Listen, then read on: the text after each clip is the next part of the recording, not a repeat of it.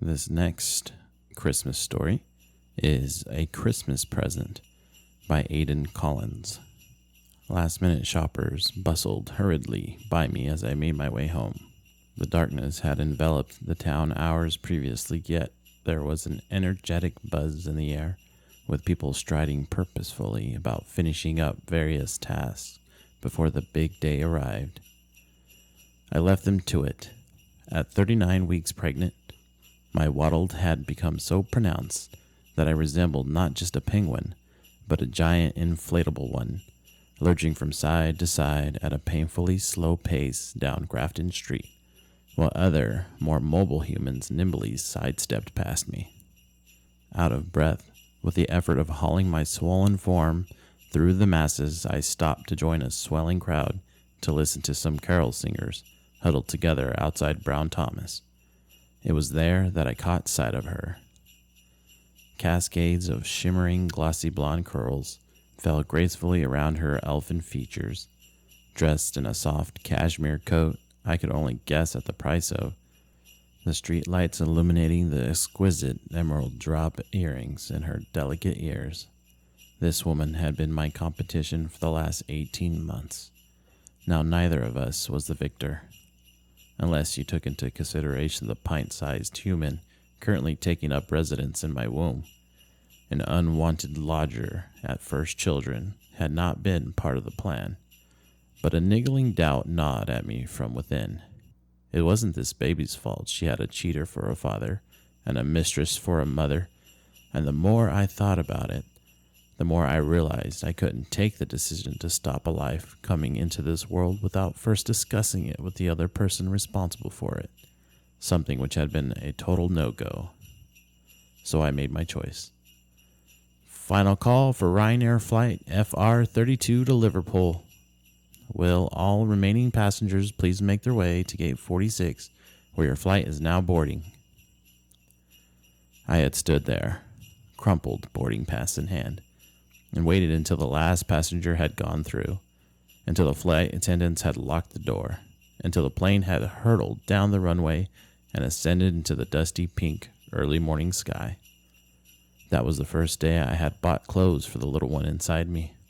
One of those ridiculously adorable fleece onesies with cutesy little ears on the hood so that the baby would look like some kind of bear cub.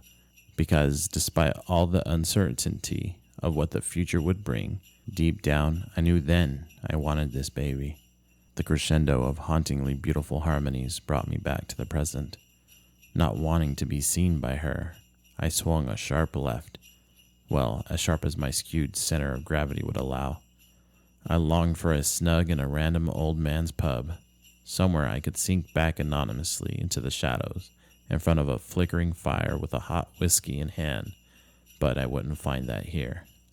I wasn't sure where I was heading anymore. Thoughts, regrets, worries about the future all swirled in my mind, creating a cacophony of dark brooding. Disoriented, I stumbled into the first refuge I found, which just happened to be St. Teresa's, that little church tucked away down a side alley, set apart from the glitz and the glam of Dublin's Champs Elysees. I paused just beyond the entrance, drawn to the candle stand.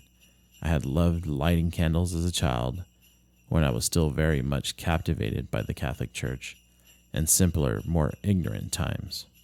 What would my local priest think of me now?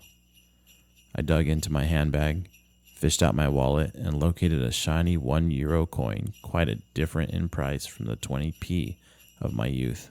Placing the coin into the slot, I made a small sign of the cross, something I hadn't done in years, before pressing the dinky black switch to illuminate the tiny red candle.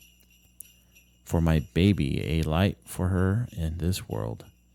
The future was uncertain, but by igniting this tiny flame, I felt I could somehow carry it with me in my heart, where it would grow and only become stronger. A mother's all-encompassing love, the most important present I would give my child that Christmas. Buoyed by the single act of tenderness, I made my way outside to once again embrace the harsh, cold world, but this time with my head held a little higher. The end.